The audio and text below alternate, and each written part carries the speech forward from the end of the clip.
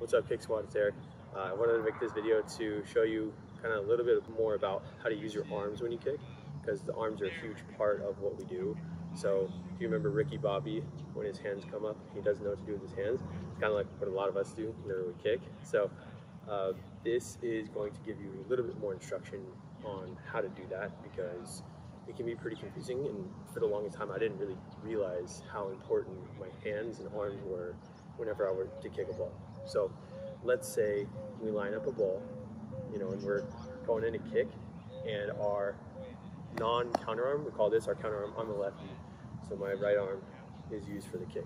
So if I'm a lefty, my leg will come in and swing, but oftentimes a lot of us will throw our left arm back, and as a result it causes our hip, our kicking hip, to go back as a result.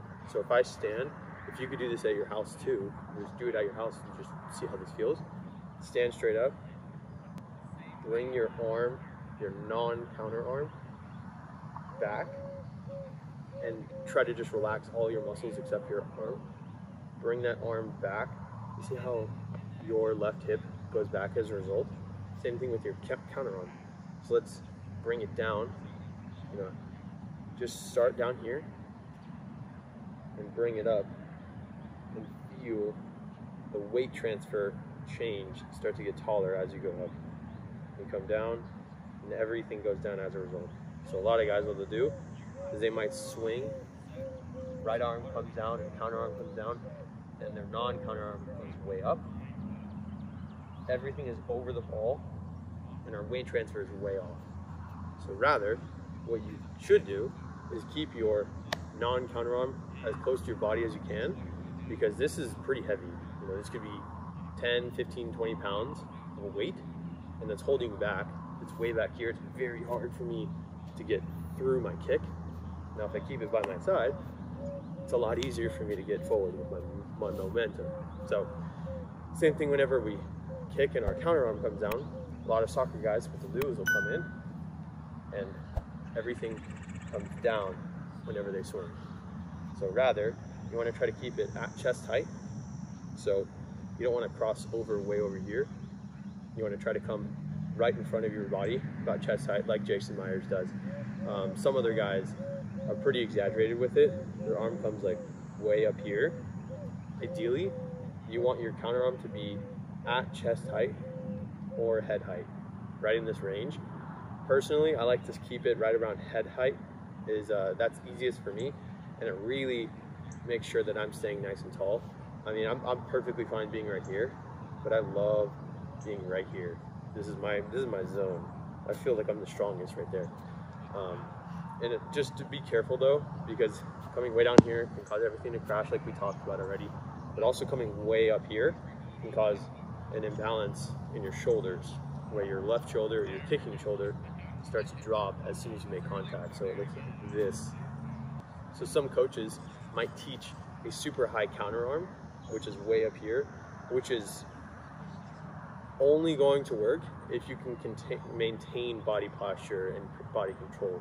Because just because you have a high arm doesn't mean that everything works out all of a sudden, because you'll naturally, if you relax your body starts to form this like reverse C shape, and you end up scooping ground a little bit more than you should, because if your body's down, your foot is scraping. So if you keep your body more upright, you don't scrape as much, and you can get a little bit better contact with the ball. So just be careful about your arm placement and contact. Now another thing to note that a lot of people don't address with the arm, using your arms in a kick, is it actually influences your leg speed just a tiny bit. Not like, it's going to make you increase your leg or your distance by 10 yards, but naturally, if you do use a little bit faster of a arm, movement, you do get a little bit more pop on the ball, just because your leg lock is a little bit more in sync. Think about a sprinter. A sprinter is taught the faster they pump their arms, the faster the legs move. And it's the same thing in kicking.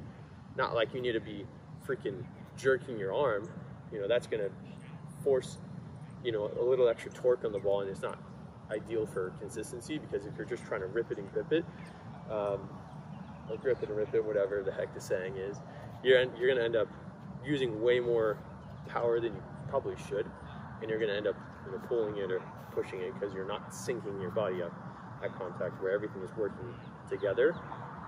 Some guys will try to throw their arm across, and it causes like a lot of this stuff right here. So typically, if you use your arm in a controlled but rather quick motion, you can get your leg speed to sync up as a result. So you come in, and you can pop your leg in.